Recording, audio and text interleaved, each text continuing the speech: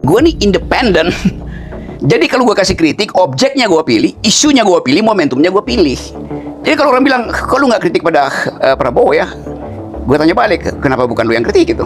Oh, gue nggak mampu. Kalau gue nggak mampu, lu tunggu gue kasih tempat, jangan lu suruh-suruh gue. Oh, jadi langkah Jokowi belusukan ke mana-mana. Waktu itu Lampung, Raja apa, Ri? Raja Lampung, kemudian Raja Timur, ke NTT baru nyor. Itu sebenarnya 100% untuk Gibran.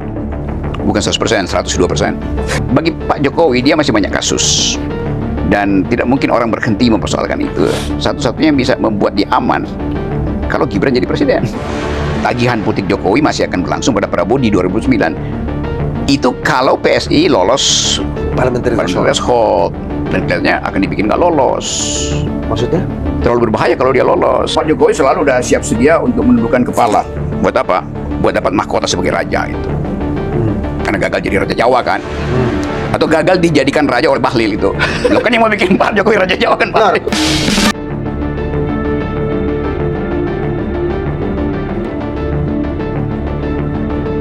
Kita kembali lagi di Total Politik dan hari ini gue sudah memegang sebuah buku lama, kalau nggak salah terbitan tahun 2009. Ya.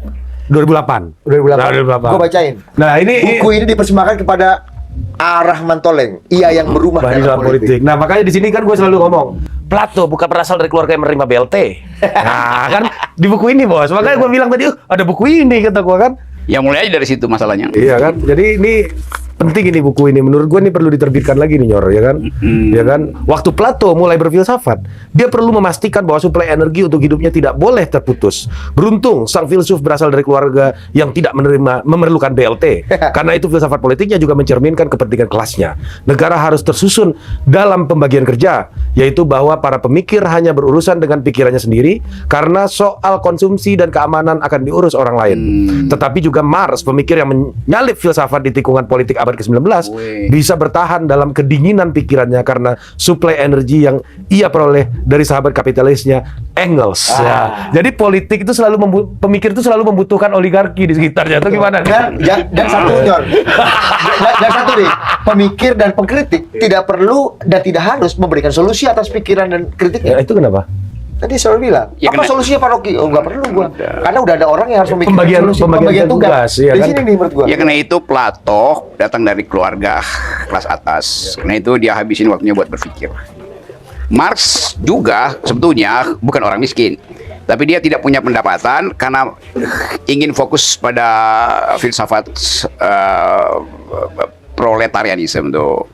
Jadi baik Plato maupun Marx nggak membutuhkan BLT. Kalau sekarang nggak membutuhkan MBG. Yang butuh MBG itu adalah mereka yang berharap bahwa tubuh itu bisa menghasilkan energi. Padahal sebetulnya kata Presiden Prabowo, menurut tafsiran gue, Iya. Nggak sepenuhnya tafsir juga ini kan? ya bukan tubuhnya sebetulnya, tapi investasi nutrisi itu. Cuma sering disalah tafsirkan bahwa MBG itu menghabiskan anggaran, bukan menghabiskan anggaran. Anggaran tersedia, tapi tiba-tiba ada Hormuz, jadi dicek oleh dia Hormuz MBG-nya, maka mulai gelimpangan. Tapi kelihatannya Presiden sudah menyadari itu karena tekanan dari Total Politik. Ya harus gue sebut begitu, sebab nggak ada yang lain kan yang mesti gue salahin kan. Total Politik mengevaluasi berdasarkan opini publik dan Presiden menganggap bahwa harus dievaluasi MBG itu. Tetapi bukan program yang dihilangin, perencanaannya mungkin ditata ulang, target-target strategisnya dihasilkan kembali, dan tentu anggarannya mesti diefisienkan, itu aja. Kalau yang paling baru Kepala Badan Gizi Nasional ini, wajah baru ini gimana? Bukan wajah baru, tapi orang lama. Orang lama dan orang yang ini kalau Pak Prabowo itu kiai besar, ini gusnya lah ibaratnya. Waktu Sudardi Lantik. dia yang pertama kali nelfon gue itu. Bang, saya dilantik bang, tolong bantu. Dan itu artinya dia mau minta konsep-konsep alternatif. Jadi kita mesti bantu itu. Karena orang yang minta bantuan artinya dia tahu bahwa dia tidak mampu. Beda dengan orang yang dari awal merasa saya bisa tuh. Ini Hambalang Boys memang, tetapi kesempatan yang diberikan pada Sudar harus dia manfaatkan tuh. Dan terakhir dia bikin perjanjian bahwa tidak boleh ada seorang pun yang mengatasnamakan dia, entah teman atau keluarga, dan ikut di dalam bisnis MBG. Nah itu janji yang janji etis yang mesti dia ucapkan secara politis. Janji etis diucapkan secara politis supaya impactnya itu langsung terlihat nanti tuh. Apa yang berbeda dari janjinya Sudaryono dengan janjinya Dadan? kurang lebih kan janjinya Dan relatif sama lah ya. Iya. Maksudku ini prudent, governance-nya bagus, tidak ada konflik of interest. Oke. Itu kan janji normatif yang sejak awal ini di Ya semua janji. Dan dia juga harus ucapkan itu kan, Nyor. Iya, semua janji itu normatif, tapi Dadan nggak telepon gue. Nah, bedanya kan. Jadi Makanya- orang kayak Sudar dia tahu. Makanya konsekuensinya Dadan apa? Apa? Konsekuensi yang terjadi pada Dadan apa? Di Di apanya? Ya kan gue bayangin, kenapa Sudar mesti ngomong begitu kan? Jadi dia tahu pada siapa dia ikatkan janji itu tuh. Ya pada orang yang tajam, kritis. Total Putih kritis, gua kritis tuh. Dadan nggak begitu, Dadan juga nggak kenal. Kalau Sudar kan gua kenal dari awal masih jadi ajudan yang setiap kali ya ajak gua ngomong gitu. Jadi tetap kita tahu bahwa Dadan tidak dilindungi, tidak terlindungi karena dia tidak bikin perjanjian dengan critical mass, dengan individu-individu yang bisa tagih dia tuh. Kalau Sudar, dia ngomong ke gue, berarti dia minta gue tagih tuh. Dan itu jujurnya di situ sebetulnya tuh. Lepas dari orang mulai, ya Rocky sama Sudar gini-gini, nggak ada urusan itu sama gue tuh. Nah, itu yang kemudian lu harus jawab, Nyor. Bahwa- Karena dianggap Rocky sekarang udah melempem, kompromis. Rocky yang tadinya galak pada Jokowi, kok sekarang agak Baik sama temennya. baik sama kawannya. Nggak, ini penting ya, Oke, karena ini- orang perlu ngerti standing positionnya Rocky Gerung. Dari dalam dulu gue konteks bilang, sekarang. gue nih independen. Jadi kalau gue kasih kritik, objeknya gue pilih, isunya gue pilih, momentumnya gue pilih. Jadi kalau orang bilang, kalau nggak kritik pada Prabowo ya, gue tanya balik, kenapa bukan lu yang kritik gitu? Oh gue nggak mampu, kalau gue nggak mampu lu tunggu gue kasih tempat, jangan lu suruh-suruh gue. Jadi banyak orang yang menganggap gue nggak pernah kasih kritik yang tajam. Padahal gue udah tulis surat ke ke presiden lah, Ajak berunding ini ya. isinya, sejak berunding. isinya Tapi aku kasih poin-poin lewat jalur-jalur di belakang layar dan kelihatannya presiden paham itu. Kan akhirnya presiden menguji ulang koperasi, menguji ulang MBG. dan itu terbukti ya. Iya, terbukti. Seluruh mungkin tangan kanan presiden, tangan kiri presiden, listnya ada. Ini yang mau ditangkap pertama, ini yang mau ditangkap kedua, ini ditangkap ketiga. Jadi daftar itu ada, tapi momentum itu kan urusan presiden. Oke. Saya tetap kasih kritik dan nggak bisa gue bocorin kan sebetulnya kan. Tapi ada gini, Nyor, anggapan gini. Let's say lah, kita sebut Dadan dan Febri lah. Dua orang yang Nggak kayak gini, gue terangin dulu ya, apa Ya, ya. sebetulnya yang disebut kritik tuh. Gini, kritik artinya kita mengetahui keadaan, lalu kita pilih, kita mau puji atau kita mau hina. Itu namanya kritikan. Nah, kesempatan untuk menghina itu gue beri pada Jokowi, tetapi bukan pada Jokowi, menghina jalan pikiran pada waktu itu. Sekarang orang tagih sama dong dengan Prabowo. Apa yang gue menghina pada Prabowo?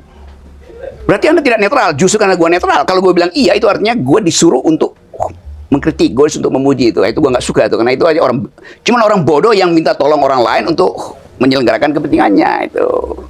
Jadi mengintervensi sikap lu nggak mau lah Pak Rocky. Nggak mau itu. Bahkan gue mau kritik begitu disuruh orang, gue nggak mau. Kenapa? Nanti gue dianggap mengkritik karena dia suruh, lalu diambil poin. Gue udah suruh si Rocky buat kritik, kan bego di orang itu. Iya, Tuh. iya. Di sinilah Hmm? lu sebagai manusia bebas ini Iya. Kenapa nggak kritik? Kenapa bukan lu? Gue nggak mampu. Gue nggak mampu. Kenapa suruh gue? Gue mau jadi anak buah lu. Kalau lu mau jadi anak buah gue, lu tunggu gue suruh lu, bukan lu suruh gue gitu. ya, tapi ada hal prinsipil gini, Nyor. Let's say kita jalan 2 tahun lebih lah kabinet ini. Iya. Ada 2 orang yang sudah tumbang lah karena aparat penegak hukum. 1 Dadan, Dua, kepala BGN, 2 Febri. Febri, Oke. Jampitsus. Ada Noel juga kan sebenarnya. Ya, tapi 2 ini 2 yang mengawal program prioritas presiden. 1 makan Ya Noel pendidikan gratis. Noel tumbang bukan karena dia kuat sehingga tumbang, karena memang dia dari awal nggak kuat. Iya, tapi kan Dadan. Kalau Febri kan kuat, Dadan kuat, tapi kenapa dia tumbang? Itu soalnya kan. Nah, itu problemnya. Maksudku presiden ini selama ini memberikan apresiasi dan memberikan kredit pada 2 orang ini sebagai pengawal 2 program prioritas presiden. 1 makan bergizi gratis, 1 lagi Satgas PKH yang ingin mengembalikan kedaulatan ekonomi Indonesia dari para pencoleng-pencoleng yang selama ini mendapatkan manfaat tapi tidak membayarkan atau tidak memberikan kredit yang baik dan sepenuhnya pada negara. Iya, Tapi 2 orang ini terbukti punya Tumbang. tumbang juga. Apa pertanyaan aku? Kenapa presiden nggak mengetahui bahwa ada ini, dan apakah presiden itu gampang di Manipulasi oleh orang-orang sekitarnya. Kepercayaan, apalagi pada teman, itu final dan absolut. Karena itu kadang orang bilang dia nggak benar, presiden akan bilang enggak, gue percaya tuh. Jadi itu konsekuensinya. Kan kalau gue berteman sama lu bohongin gue pun, gue percaya lu nggak lakukan itu. Tetapi kesempatan untuk mengakumulasi kondisi pada waktu itu tidak dikenali oleh presiden. Jadi kelemahan presiden adalah dia percaya, tetapi dia tidak tidak memberi sedikit peluang untuk sekedar mencurigai itu. Oke. Begitu dia curigai, maka meledaklah kemarahannya. Ya udah ditangkap. Itu. Jadi di situ kita lihat bahwa presiden jujur bahwa orang yang paling gue percaya pun gue tangkap kok. Berarti ada orang yang problematik dong di sekitar presiden. Presiden Prabowo telepon. Ya cowok. Gue lagi di podcast. Halo. Halo. Roll ini. Ini masuk Oke. terus Nyor. Bentar ya. Lu yang bilang. Iya, kok. Nyor, tapi Nyor. Dulu 1 menit gua. Iya, ini Dari penting sini. nih. Nih sambil lu coba lo kasih konteks. Ya sambil artinya kan, jalan. artinya presiden nggak ngeh kalau ada orang-orang begitu di sekitarnya, sehingga butuh waktu. Dan presiden percaya betul Ya ya. sepanjang itu apa unconditional trust itu juga di antara elit kan bukan sesuatu Iya, yang unconditional baik. trust itu. Iya. Jadi maksudku gini, presiden aja bisa di quote unquote ya, kelabui sama orang yang dia percaya. Bagaimana kita bisa percaya sama presiden dengan terbukti presiden 2 kali at least ya, terbukti orang yang sangat dia percaya, dia sangat andalkan, ternyata penipu juga. Apa masalahnya apa? Semua orang punya standar untuk percaya pada orang. Kan? Apakah presiden itu, loh kok jadi presiden kayaknya gampang nih,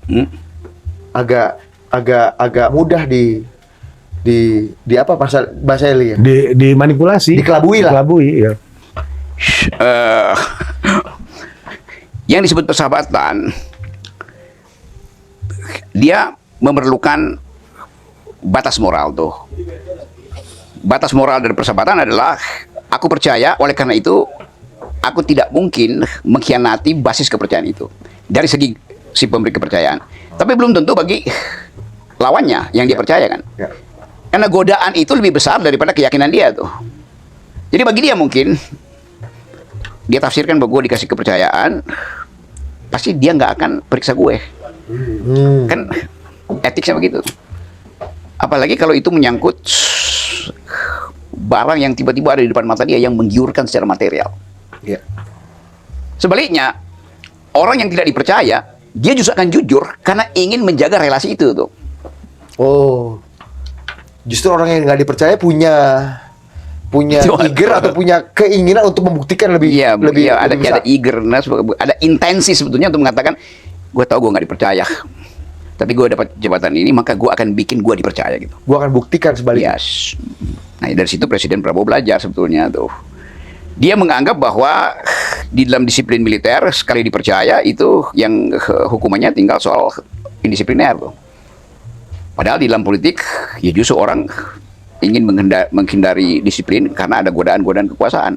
Kan cuma itu keterangannya kan. Kalau militer apa kepentingannya nggak ada tuh. Tapi godaan material dalam politik lebih tinggi daripada godaan berkhianat secara dalam militer tuh. Tapi lu nggak melihat ini Pak Rocky nggak melihat bahwa Ini aku terangin itu karena orang anggap presiden pakai manajemen military efficiency itu. Ya. Dalam military efficiency span of command itu ada tuh. Tetapi orang-orang yang dipasang untuk menjaga span of command tadi, ya span of command tadi juga nggak ngerti etika militer. Dia tetap menganggap bahwa jabatan politis itu juga punya peluang untuk oportunis dan itu yang akhirnya terbaca oleh Ada perbedaan Presiden. standar etik antara presiden dengan anak buahnya yang dia ya ada percaya standar itu. Nyor. Nah karena itu dia menganggap bahwa ya udah kalau begitu pakai tentara aja. Yang iya sekata. Ya sekata. Di sini lalu khawatir. Iya pasti itu.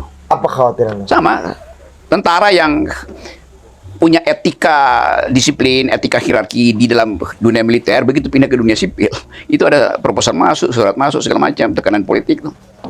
Jadi memang nggak bisa tentara itu dijadikan penentu pengambilan kebijakan di dalam wilayah di mana transaksi diperlukan tuh.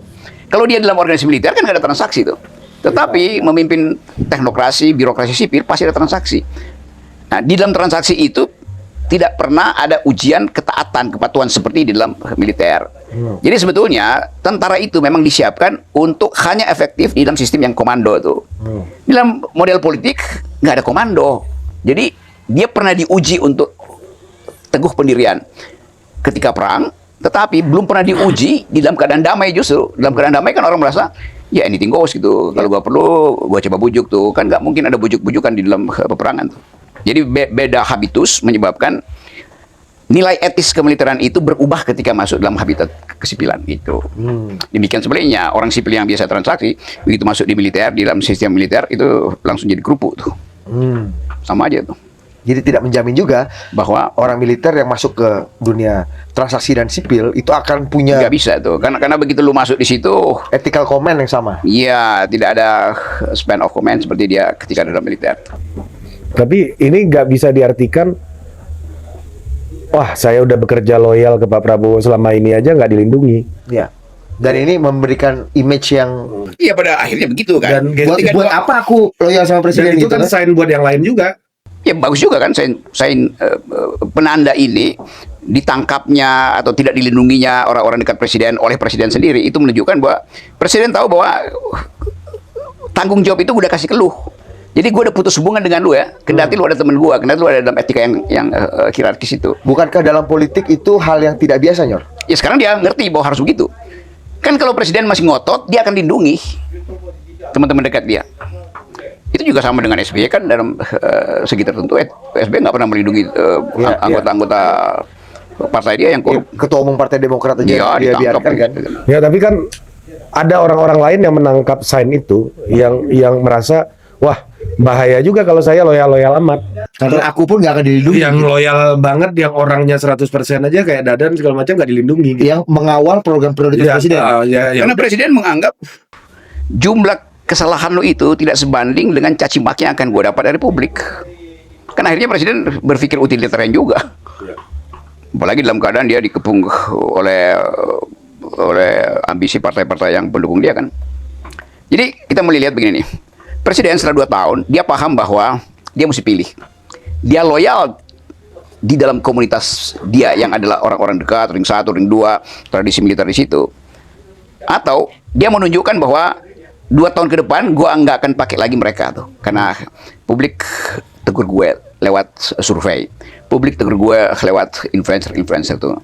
Nah itu yang bagi gue konsekuensinya adalah di bulan Oktober nanti dia pasti akan singkirkan peluang diulangi kembali keadaan sebelumnya, itu orang-orang dekat yang berkhianat tuh. Jadi sangat bagus kalau presiden menganggap lebih baik orang-orang ini nggak gue kenal tapi punya kapasitas daripada gue kenal dan mereka diam-diam sebetulnya ingin jebak gue. Jadi ini sebenarnya ini sinyal yang bagus, Nyor, untuk perbaikan ke depan. Iya, untuk second kabinet. Kan lebih baik pergi pada second kabinet. Karena kan? sebelumnya kan loyalty kabinet. Iya, itu loyalitas yang bahkan individual, yang bahkan komunal. Jadi loyal. Dan lu kritik ini kepada presiden? Iya dong. Nah, sekarang aja gue lagi kasih kritikan, atau kasih anjuran, atau kasih desakan, atau kasih ancaman. Itu Iya. itu Ya, presiden bagian pasti ngerti. Anjuran, desakan, ancaman. tapi itu bagian dari perundingan lah ya itu ya. Ya dari mulai sekarang kita mesti sebutin itu sebagai bagian dari perundingan. Tapi Sudaryono ini jadi sinyal yang bagus, Nyor, untuk gestur memperbaiki, gestur ingin serius, gestur ingin membuat semua lebih baik gitu. Sangat bagus. Menurut lu gimana? Karena dia muda dan dia junior di dalam soal semacam ini, tetapi penuh resiko. Kenapa? Yang pertama dia orang dekat Prabowo, maka dia tahu bahwa waduh kalau gua gagal presiden gua itu yang bermasalah. Jadi justru ada kasus dengan Pak Dadan diganti oleh saudara yang masih muda. Lepas dari isu bahwa dia hambalang boy, ini gangnya Taruna segala macam, nggak penting buat gue itu. Tetapi dia tahu bahwa dia ditempatkan di situ justru sebagai kontras terhadap yang sebelumnya tuh. Maka tanggung jawab dia itu jadi berlebih kan. Ya. Kan dia dari awal dia mesti tahu bahwa dia diminta untuk memperbaiki citra presiden. Pesannya cuma itu. Soal kapasitas dia bisa angkat staf ahli segala macam. Jadi kelihatannya itu pilihan untuk memulihkan integritas.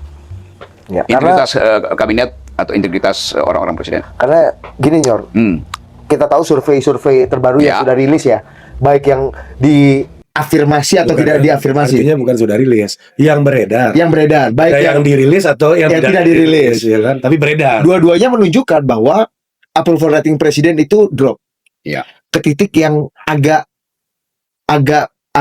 biasa. nggak biasa dan Kalau mau mengancam lah, Kalau nggak mau dibilang menakutkan ya nggak biasa. Gitu. nggak biasa atau menakutkan. Dan salah satu sumbangsi terbesarnya adalah kepercayaan orang terhadap program prioritas presiden, yaitu makan bergizi gratis.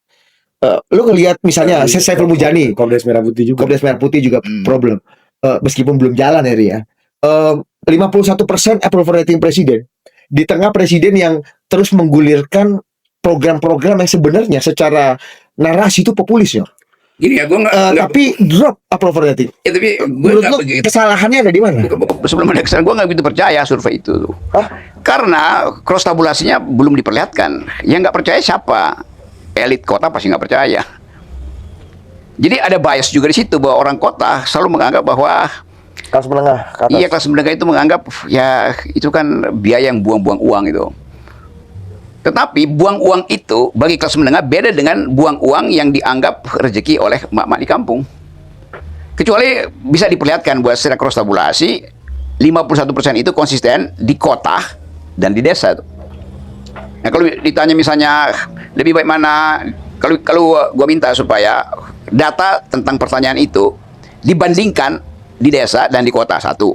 Yang kedua, di desa sendiri dibandingkan ada pertanyaan tentang MBG dan pertanyaan tentang biaya gratis pendidikan, siapa yang atau mama akan jawab apa misalnya kalau katanya ibu lebih suka MBG atau pendidikan, ibunya bingung maksudnya begini bu, kalau nggak dapat MBG maka anak ibu sekolahnya gratis, tapi kalau anak ibu ingin MBG yang sekolahnya tidak mungkin sepenuhnya gratis gitu, kira-kira dia pilih mana?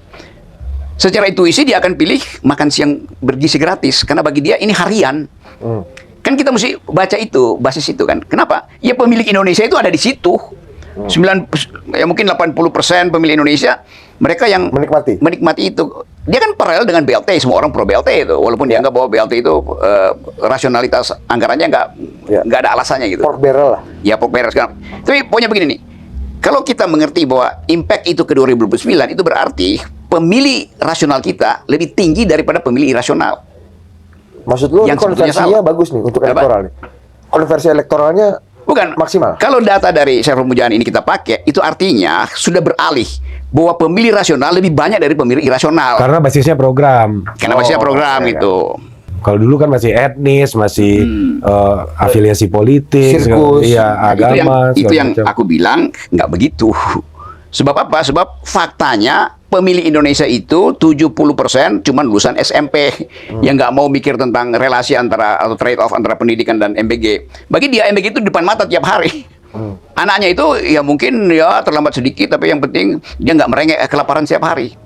Kan itu jalan pikiran alternatif. Tapi kan data itu mungkin harus diminta SMRC untuk diskusikan, dibuka datanya itu kan.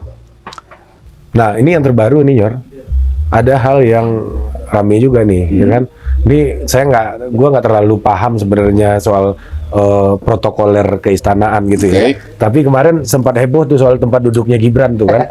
Ini kok Gibran dibikin jauh apa segala macam gitu. Dibikin bersama menteri-menteri. Iya, Presiden sendiri di dan depan. itu kan akhirnya orang berspekulasi bahwa ini bener nih, ada ketegangan antara Solo dan Hambalang nih gitu. Nah, menurut lu apa namanya, ini udah kontraknya udah mau habis atau gimana nih, Nyor? Ini sinyal apa? Iya. Ya sebetulnya mau taruh dimanapun kursinya itu, kalau Gibran bermutu, orang nggak akan ambil kesimpulan itu. Gibran bisa duduk di belakang, tuh Gibran, gue di belakang aja dah. Kenapa ya? Itu biarkan Pak Presiden, biarkan saya mendengarkan ocehan di belakang menteri-menteri. Tapi Gibran nggak punya kemampuan untuk membalikkan opini itu kan. Jadi Gibran pasti ngedumel nih. Demikian juga timnya mesti kreatif, bikin Gibran percaya diri bahwa emang bedanya apa sih duduk di depan sama duduk di belakang? Yang penting kan kami masih satu paket. Nah, kira-kira begitu gampangnya. Itu Gibran kurang dilatih oleh total politik, gue lihat nih. Bapaknya Gibran tersinggung nggak menurut Yang paling tersinggung ya bapaknya Gibran pasti kan. Karena dia berharap anaknya itu tetap jadi sorotan. Karena Presiden Jokowi kan beredar ke semua daerah demi kamera publik itu ke Gibran terus. Oh, jadi langkah Jokowi belusukan ke mana-mana. Waktu itu Lampung, Raja apa, Ri? Raja Lampung, kemudian Raja Timur, ke NTT baru Nyor. Itu sebenarnya 100% untuk Gibran. Bukan 100%, 102%. Kan bagi Jokowi yang bisa, Kenapa Jokowi perlu menyelamatkan Gibran, Nyor? sebab cuma Gibran yang bisa menyelamatkan Jokowi. Ya kalau Gibran nggak jadi presiden, ya Jokowi diacak-acak lagi mulai dari ijazah palsu sampai apa namanya flek mungkin di dalam tubuhnya dipersoalin kan. Kan cuman bagi Pak Jokowi dia masih banyak kasus dan tidak mungkin orang berhenti mempersoalkan itu. Satu-satunya yang bisa membuat dia aman kalau Gibran jadi presiden.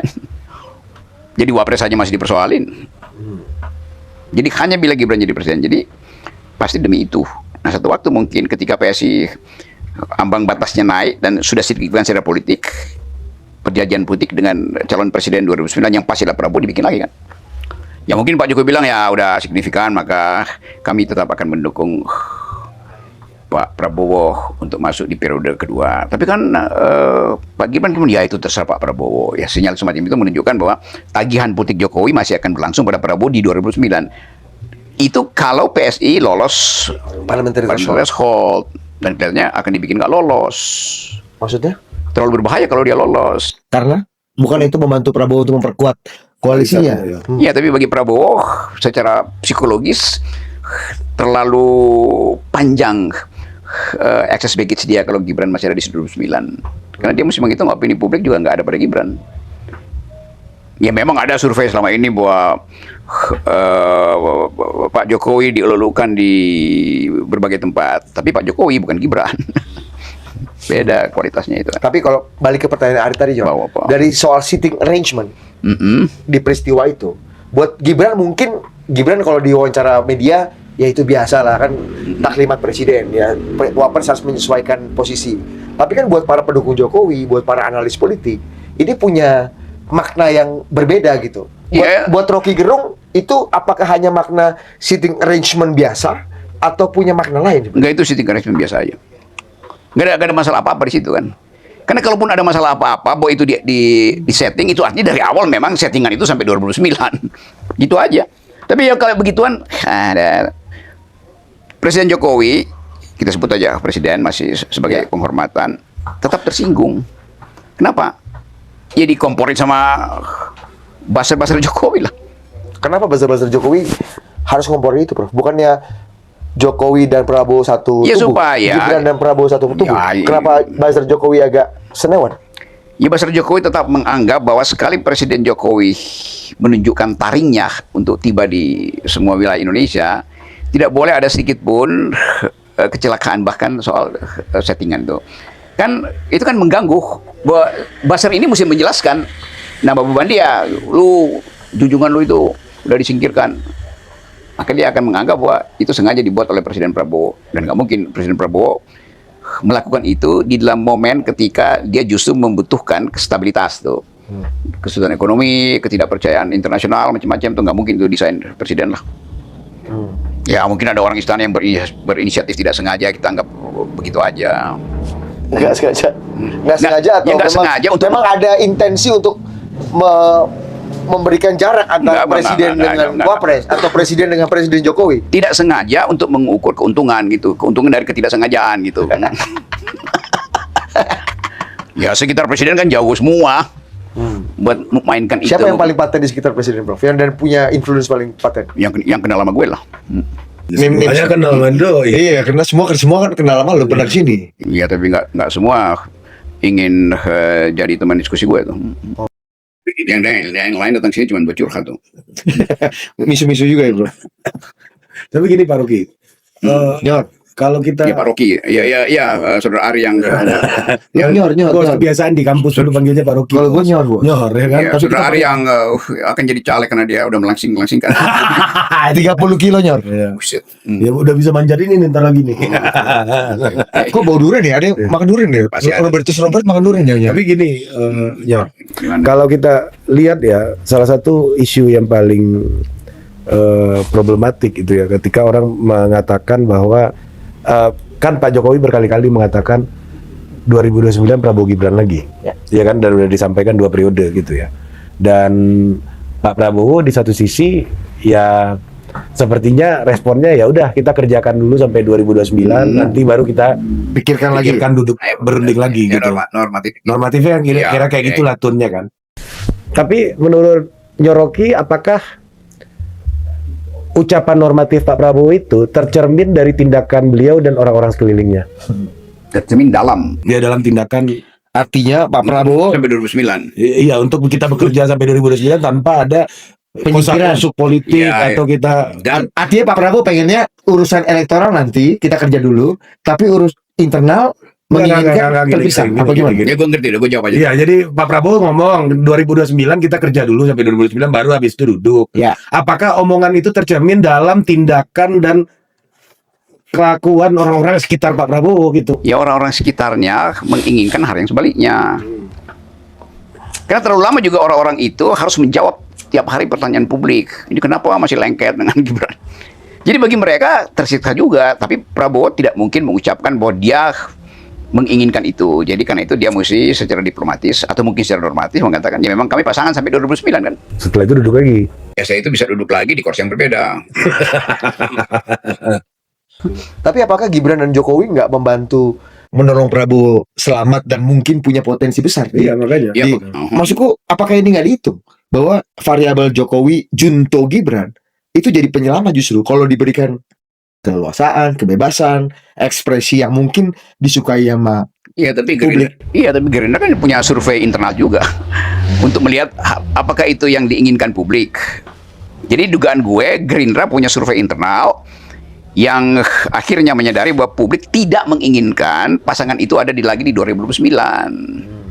Bukan gua ngintip surveinya, tapi secara rasional kita mesti anggap begitu. Dengan konsekuensinya approval rating Pak Prabowo menurun Iya, terus. kan menurun terus.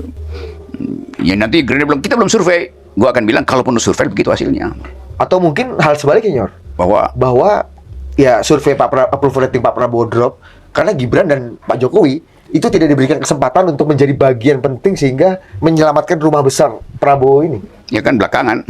Jadi kalau kita lihat dari awal ritme atau grafik itu, sebelum ada soal MBG, sebelum ada soal koperasi segala macam, sebelum semua hoax tentang MBG, hoax tentang koperasi dipamerin. Karena gue lihat tuh lebih banyak hoaxnya sebetulnya kan. Inilah ada di sana, ini ada di situ tuh, ini ya, iya gue kelihatannya itu mesin yang bikin itu kan. Sebelum itu isu tentang Gibran melakukan atau disodorkan melalui fasilitas yang tidak etis tetap ada di benak publik. Dan biasanya atau seharusnya yang tidak etis itu yang mendahului isu-isu yang teknis ini. Jadi kalau isu teknis ini selesai, orang akan balik lagi persoalan. Seandainya MBG sekarang karena Hormuz dibuka, lalu Sudaryono memimpin jadi bagus, ya isunya pindah pada legitimasi Gibran di situ. Begitu legitimasi ditaruh di situ, ya orang akan persoalan kenapa ada Gibran, itu yang menyebabkan presiden tidak dipercaya tuh. Tidak dipercaya kenapa? Karena MBG enggak, MBG udah bisa. Tidak dipercaya koperasi udah bisa. Berarti kita mesti cari faktor kenapa penerimaan publik terhadap presiden masih berkurang, ya karena Gibran. Kan awalnya begitu. Tiba-tiba naik lagi sebentar. Ya kenapa? Karena Purbaya. Begitu Purbaya menghilang, drop lagi. Jadi presiden itu dibuat grafiknya itu, volatilitasnya itu disebabkan oleh isu-isu sesaat.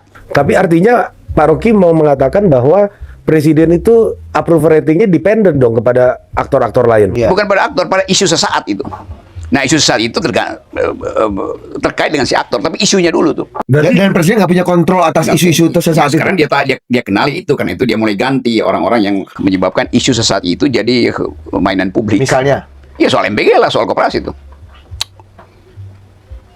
Ya kayak Ferry kan, semua orang Ferry Juliantono ya, ya? Ferry Menteri Koperasi itu bertanggung jawab terhadap koperasi yang ada di gunung, koperasi yang ada di kuburan tuh. Lo Ferry buat regulasi, yang ngerjain itu kan bukan Ferry, semua itu kan. Ya orang yang merasa berhak menjalankan bangunan-bangunan itu. Dan kita tahu itu aparatnya Pak Syafri lebih banyak yang sebagai pelaksana teknis itu ketimbang Menteri Koperasi. Dan Menteri Koperasi memang nggak lakukan itu. Menteri Koperasi kan ngurus regulasi. Dan Menteri Koperasi pasti nggak ngurus, dan memang nggak boleh ngurus import-import apa namanya, truk, motor segala macam, itu kan bukan urusan Menteri Koperasi. Itu kan harusnya Menteri Koperasi kan, Nyor? Iya, justru karena itu, karena seharusnya Menteri Koperasi, maka orang salahkan Menteri Koperasi. Tapi ini military leadership without order dong Ya artinya. karena itu, jadi Ferry itu kena getahnya. Kan orang nggak peduli namanya koperasi, mesti Ya, Menteri Koperasi. Itu ordernya begitu. Sukses Iya. atau berhasil ditujukan Koperasi. pada Menteri Koperasi. Meskipun Menteri Koperasi tidak punya wewenang signifikan. Nggak ada urusan Menteri Koperasi, import, masukin motor segala macam itu. Nah itu yang mesti dievaluasi, bukan sekedar dievaluasi, diterangkan ulang bahwa kapasitas-kapasitas tertentu memang tidak dikendalikan oleh Menteri Koperasi supaya fair gitu. Pak Jo misalnya bisa terangkan itu kan. Dan saya kira Pak Jo, apa nama jabatan Pak Jo tuh? Dirut Agrinas Pangan harus terangkan itu. Dan sudah diwawancara, saya kira udah banyak dia diwawancara tuh. Termasuk misalnya itu manajer-manajer yang mati itu karena Ferry. Itu bukan urusan Ferry, yang latih itu kan tentara. Oh, soal ini apa diklat ini, Prof? Iya, diklat Nyor, itu kan. Tapi Nyor, hal yang mengkhawatirkan adalah apakah dengan approval rating yang menurun ini Pak Prabowo akan menjadikan atau akan memiliki preferensi terhadap darurat militer sebagai solusi di 2029? Kalau dia membuat darurat militer itu dia lakukan sejak 98. Kalau kita mau lihat watak presiden itu kan bukan gagal, intensi itu tidak terlihat tuh. Apalagi setelah dia mengalami semacam trauma 98 yang dulu kan kalau kita lihat sejarah, ada potensi Prabowo mengambil alih kekuasaan bahkan dengan Pak Syafri gitu kan pada waktu itu, tapi nggak terjadi itu. Dan itu kita mulai hitung bahwa tetap ada sejenis mental untuk mendeteksi bahwa kalau itu dilakukan itu bangsa ini rusak gitu. Dan kelihatannya itu psikologi, basic psikologi dari Prabowo sebagai komandan yang punya potensi lakukan itu, tapi dia nggak lakukan. Meskipun saat ini dia punya kekuasaan absolut untuk melakukan itu. Justru saat ini dia nggak bakal lagi punya kekuasaan karena dia udah jadi tokoh sipil, dia punya partai politik. Kan waktu dia pilih membentuk partai politik, dia pindah sebetulnya dari semacam keinginan untuk terus berada dalam wilayah militer, dan itu berarti potensi untuk tadi lakukan kudeta. Kan dia bisa bikin kudeta kan cuma tentara tuh. Sekarang dia adalah pemimpin sipil tuh, dan dia udah punya reputasi internasional. Nggak mungkin dia tukar samakan itu dengan ambisi itu. Bahwa ada orang-orang yang lakukan aja. Gue bisa pastiin presiden nggak akan ambil langkah untuk memanfaatkan kekacauan ini dengan mendekretkan keadaan darurat di bawah kondisi Militer, darurat militer. ya darurat militer. Karena dia punya kesempatan itu pada 98. Iya. Ya karena ini ya Nyor, yang saya lihat ya rame di medsos tuh pagar-pagar mall dibangun segala macam, dan kekhawatiran Agustus ini ya. ya Agustus ini akan terulang seperti Agustus yang lalu. Iya. Itu kan menyuat di mana-mana lah omongan itu, dan ini yang mengkhawatirkan. Wah, kalau sampailah ada kerusuhan besar ya, ya sebuah langkah darurat militer ini bukan hal yang akan terhindari juga gitu, akan sangat mungkin kita akan berujung ke situ gitu. Ya, tapi darurat militer bisa dibuat bukan oleh presiden, justru oleh mereka yang punya bukan hobi ya, menganggap bahwa bisa tenangkan keadaan melalui pengkondisian itu. Jadi kita bisa bayangkan misalnya, ya ada 2-3 orang kirim pesan pada beberapa oligarki, ya akan ada darurat militer, maka mendingan kalian pasang barikade di situ. Tapi itu juga ya bikin barikade kan cuma buat mencegah orang nggak merusak kan. Padahal darurat militer itu adalah ngepung istana. Kalau cuma bikin kekacauan begituan, ya gampang betul. Tapi kalau tidak ada etik atau tidak ada etos dari tentara hari ini untuk mengulangi pelajaran-pelajaran yang sama di Filipina, di Amerika Latin, kan nggak ada tradisi itu di Indonesia. Ya. Apa tradisinya? Tapi apakah ini akan membuat atau menimbulkan keuntungan politik buat presiden ketika presiden memunculkan darurat militer ini? Maksudku punya kekuatan, punya absolutisme untuk menggerakkan dan menjalankan semua yang dia inginkan dengan relatif absolut. Kalau darurat militer itu dijalankan, Prof. Ya, orang yang ingin lakukan darurat militer, kalau dia posisi presiden, dia nggak akan sering pidato. Dia diam-diam aja tuh. Mengumpankan sesuatu untuk dianalisis. Tapi presiden, lu nggak lihat ini ya? Penampilan publiknya mau lucu-lucu aja tuh. Justru karena itu orang merasa, gimana lu bisa jadi diktator militer kalau penampilan lu joget-joget, omon-omon, lucu-lucuan tuh kan. Nggak kelihatan gestur itu pada Tapi soal presiden. ketakutan banyak orang soal menyambut bulan Agustus ini, seperti kata Ari, itu lu lihatnya gimana, Nyor? Karena pasar merespon agak sensitif, dunia bisnis merespon sensitif. Nggak mungkin nggak ada reason kan? Ada teman saya, Bro, Nyor, itu pengen ngundang tamu asing. Dia tanya, lu ada denger nggak ada kerusuhan nggak di bulan Agustus ini? Kalau nggak, gue nggak jadi nih kegiatan nih. Karena itu udah jadi sebuah common sense dan ketakutan. Memori Agustus, sebuah ketakutan komunal, Nyor. Ya, Dan melihat kondisi ekonomi, approval rating seperti saat ini, wah kayaknya titik-titik menuju instability dan kerusuhan itu akan terjadi. Lu ngelihatnya Agustus ini akan seperti apa? Itu kalau Bahlil nekat untuk nggak ngirim LPG ke dapur mak-mak, itu pasti terjadi itu. Cuman itu aja kan. Atau Pertamina gagal suplai harian BBM. Cuman itu aja. Kalau soal dolar, ya dolar kan gampang. Tinggal lihat berapa orang sih, paling 20 orang tuh yang main-main goncang-goncang kecil gitu. spekulan-spekulan itu memang faktanya dolar itu melemah tapi tiba-tiba menguat lagi kan. Berarti ada spekulan di situ tuh. Ya guyur aja apa konsekuensinya. Ya cadangan devisa habis ya cetak aja lagi untuk ganti tukar tambah untuk sektor real. Jadi menurut lu ketakutan Enggak. massal ini itu tidak relevan menjelang Agustus ini, Nyor? Ini upaya dibuat untuk ngomporin BEM. Dan BEM merasa ngapain kalian nuntut kita kalau kalian bisa lakukan sendiri. Kan yang namanya revolusi itu selalu dimulai cuman ada satu ingatan, kerusuhan itu 74 mahasiswa, di belakangnya ada tentara, demikian juga 65 di belakangnya ada tentara tuh. Nah sekarang mahasiswa tahu bahwa dia nggak mau dikendalikan tentara. Agustus 25 tentara juga? Iyalah. Agustus 25. Iya itu menurut analis New York Times, analis Indonesianis itu. Ya belum dibuka problemnya, tetapi mahasiswa menduga itu, maka mereka merasa, waduh kita bisa diumpankan dong. Apalagi anak-anak UI mah ada jadwalnya. Gue tahu tuh jadwal di mana UI. Ini mahasiswa gue semua kan. Dan mereka tahu bahwa mereka lagi dipancing untuk jadi Martir. Iya paling nggak jadi martir di atas perkelahian dua tokoh utama sekitar Prabowo. Dua tokoh utama di sekitar Prabowo. Lu jangan paksa-paksa sebut nama lagi, nggak seru. Nggak. Di situ. Gue udah tahu dia nggak akan nanya. Iya. Enggak, pasti berarti bukan Jokowi versus Prabowo. Bukan. Ya, itu aja, itu Kan aja. udah jelas dari sekitar Prabowo. Iya. Iya kan? Pak Jokowi justru menginginkan tidak ada revolusi supaya dia mampu berkampanye. Terus kalau Agustusnya ada kerusuhan itu ya Jokowi balik ke Solo lagi dong, ditemani oleh tempo ratapannya.